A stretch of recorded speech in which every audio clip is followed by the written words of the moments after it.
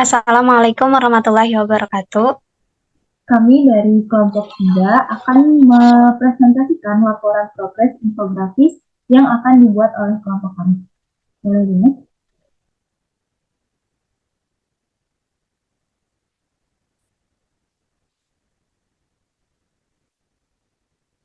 Kelompok kami beranggotakan oleh 4 orang. Yang pertama ada Elvi Tiga, yang kedua ada Salsabila, yang ketiga ada Syifa Rahmadiah, dan yang keempat saya sendiri, Yovanita Maria Margaret.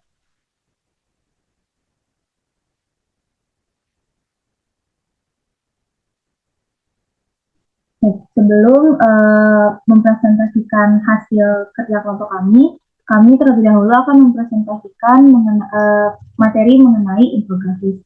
Definisi dari infografis yaitu infografis adalah media informasi yang disajikan dalam bentuk teks, serta dipadukan dengan beberapa elemen visual seperti gambar, ilustrasi, grafik, dan tipografi.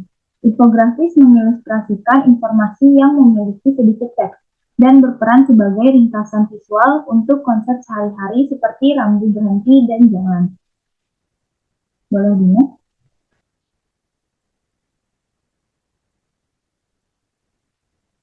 Nah, di sini ada 8 jenis infografis. Yang pertama itu ada flowchart infografis.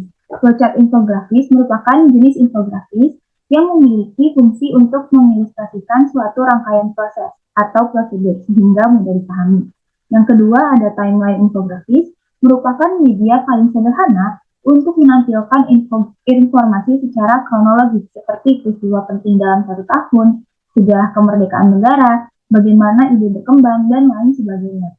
Yang ketiga ada comparison infografis, merupakan media yang memiliki tujuan membandingkan dan membedakan dua atau lebih banyak item dalam format visual. Karena membandingkan dua hal secara visual membuat pembaca lebih mudah untuk memahami hal yang tengah dipelajari. Yang keempat ada data visualization, adalah representasi grafik dari data. Infografis ini menunjukkan hubungan antara data yang diilustrasikan kepada pembaca melalui icon atau gambar. Biasanya infografis ini menampilkan hasil survei, menyampaikan perkembangan data, dan lain sebagainya. Yang kelima ada informational infografis, merupakan infografis yang bertujuan untuk mengkomunikasikan konsep baru atau untuk memberi gambaran umum tentang suatu topik. Biasanya infografis informasi dibagi menjadi beberapa bagian dengan topik deskriptif dan diberi nomor. Yang keenam ada proses infografis. Memiliki kemiripan dengan flowchart infografis, keduanya memiliki kesamaan menggambarkan atau mengilustrasikan langkah demi langkah. Tapi perbedaannya adalah pada proses infografis tidak terpatok pada standar simbol. Yang ketujuh ada interaktif infografis, merupakan jenis infografis di mana pembaca dapat berinteraksi secara langsung dengan informasi yang ditampilkan. Pembaca dapat mengontrol dan memanipulasi grafik tertentu dengan menggeserkan, memperbesar, dan mengklik tombol, menu drop-down, titik data, citra animasi, dan opsi lainnya. Yang terakhir atau yang kedelapan ada geografik infografis. Geografik infografis merupakan infografis yang memvisualisasikan data geografis seperti jumlah populasi daerah, pendataan suatu negara, dan lain-lain yang berhubungan dengan keadaan geografis suatu negara. Boleh dilihat selanjutnya.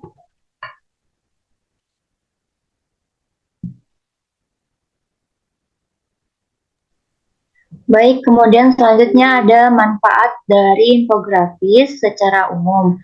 Yang pertama yaitu dapat meningkatkan brand awareness-nya.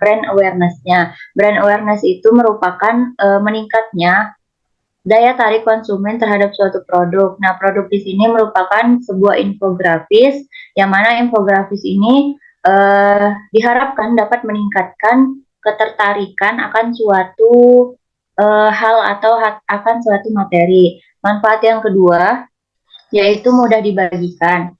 Infografis ini memang mudah dibagikan karena dia dapat diubah dalam bentuk file PDF, PNG, atau dalam bentuk cetak. Manfaat yang ketiga yaitu menumbuhkan minat baca, yang mana infografis ini memiliki atau dapat mencakup berbagai hal yang diringkas secara padat. Kemudian yang keempat, media promosi yang efektif, yaitu merupakan manfaat dari infografis karena infografis ini sifatnya menarik sehingga bisa menjadi media promosi akan suatu produk. Kemudian yang kelima, mudah dipahami dari kata-katanya yang singkat, yang padat, sehingga infografis ini lebih mudah dipahami.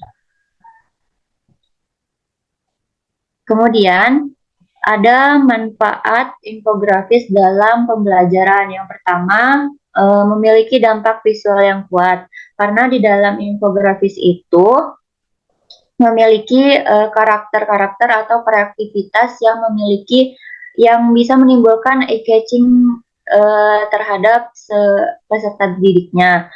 Yang kedua, dapat meningkatkan perhatian karena memiliki elemen-elemen yang mungkin lucu bagi para peserta didik, maka ini bisa meningkatkan fokus peserta didik dalam suatu pembelajaran. Yang ketiga, penyajian datanya yang kuat. Oleh karena itu, data yang terdapat di dalam infografis tersebut tidak boleh mengada-ngada dan dapat dibuktikan kebenarannya. Manfaat yang keempat yaitu efektif. Seperti manfaat pada umumnya tadi, ini dapat digunakan oleh siapa saja dan mudah untuk disebarluaskan. Kemudian mudah diakses karena bentuknya tadi yang bisa dicetak ataupun dalam bentuk PDF. Dapat digunakan dalam skala kecil, tidak seperti AI yang memerlukan kelompok besar dalam pembuatannya, maka infografis ini hanya memerlukan kelompok-kelompok kecil untuk pembuatannya. Dan yang terakhir dapat digunakan berulang. Kemudian ada kekurangan dari infografis ini. Yang pertama, waktu pembuatannya cukup lama karena pembuatan infografis ini harus memiliki dasar data-data yang valid. Oleh karena itu, waktu pembuatannya pun cukup lama. Yang kedua, informasinya statis. Ini karena infografis itu info-info yang sudah dimasukkan ke dalam infografis tersebut tidak bisa mengikuti perkembangan zaman. Kemudian, kekurangan yang ketiga memerlukan kemampuan grafis, karena dalam pembuatan infografis ini apabila ingin menghasilkan infografis yang menarik atau eye-catching, maka kita harus memiliki kemampuan dalam mengedit. Kemudian yang keempat, menarik, tetapi dalam kurun waktu singkat. Hal ini masih berhubungan dengan karena infografis ini hanya bersifat statis, maka dia menarik hanya di waktu yang singkat saja. Kemudian yang terakhir adalah penggunaan data yang tidak boleh sembarangan, sehingga jika ingin membuat infografis, maka data yang dibutuhkan itu memang harus benar-benar berdasarkan sumber yang valid. Baik, penjelasan selanjutnya bisa dijelaskan oleh teman saya.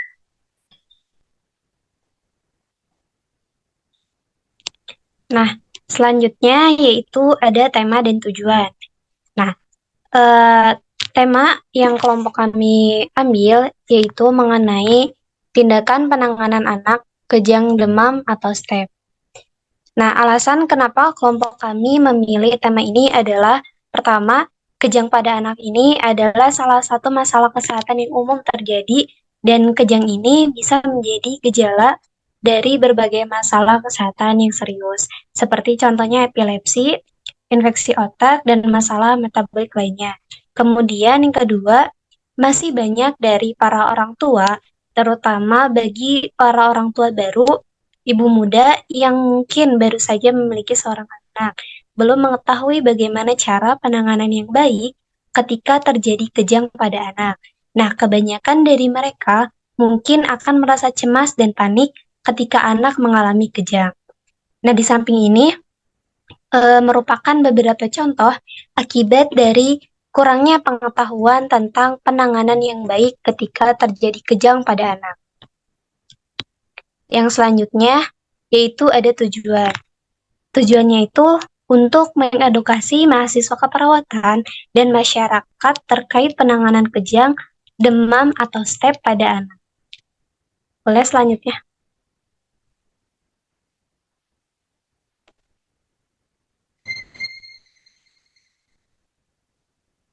Pertama, dan sasaran tema yang akan kita ambil. Kedua adalah pupuk, dan pastikan data dan yang dikumpulkan itu gitu dengan topik infografis yang diambil. Data yang digunakan juga dapat dipercaya. Tiga, ada pilih platform desain. Jadi kelompok kami desain yaitu Canva. Kita nanti kita bisa langsung memilih template apa saja yang bisa yang mau. Kemudian yang keempat, menentukan konsep. Konsep apa yang akan kita ambil untuk membuat infografis. Kemudian yang kelima ada pilih template nanti karena kami menggunakan Canva gitu. Nah, di sana kami bisa langsung memilih template-template gitu yang kami inginkan. Kemudian itu Baik, selanjutnya saya akan menjelaskan mengenai desain yang kami lakukan pada infografis kami. Nah, ini ada instrumennya. Yang pertama itu judul.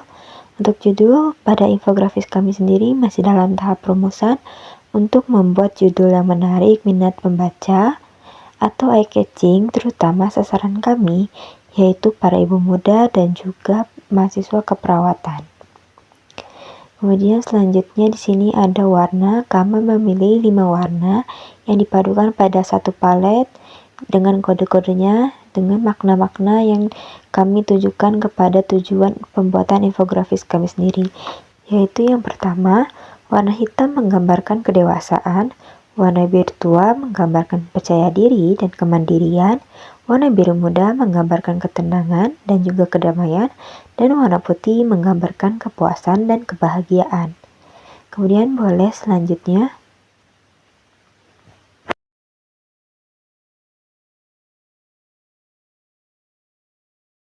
Nah, kemudian di sini ada font style. Di sini ada beberapa contoh font style yang tersedia dalam Canva, baik premium maupun tidak premium. Kemudian yang kami gunakan ada 3 font style, yaitu Horizon untuk judul, kemudian subjudul itu Glicker, dan untuk isi Capriola dengan berbagai ukuran atau size masing-masing. Kemudian boleh selanjutnya.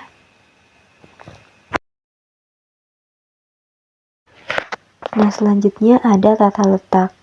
Kami mengusung tema infografis informasi di mana tata letak ini digunakan sesuai dengan tujuan yang ingin disampaikan dalam materi kepada audiens. Dan di sini ada bagian-bagian dari infografis kami sendiri. Yang pertama itu ada bagian judul di paling atas, kemudian subjudul dengan 6 materi pokok dan isinya, kemudian di kanan bawah ada keperpustakaan dan jejak penyusun.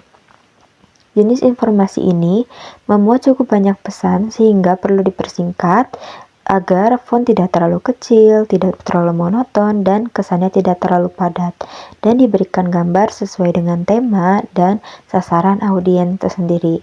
Kemudian di sini ada tips untuk infografis informasi, yaitu yang pertama, beri header yang deskriptif di masing-masing poin sehingga informasinya jelas, kemudian beri nomor untuk membantu pembaca mengetahui arus informasi, kemudian gunakan berbagai warna, jenis visual, dan arah untuk membuat pembaca tetap terlibat dan mengurangi kebosanan, dan yang terakhir gunakan icon dan gambar.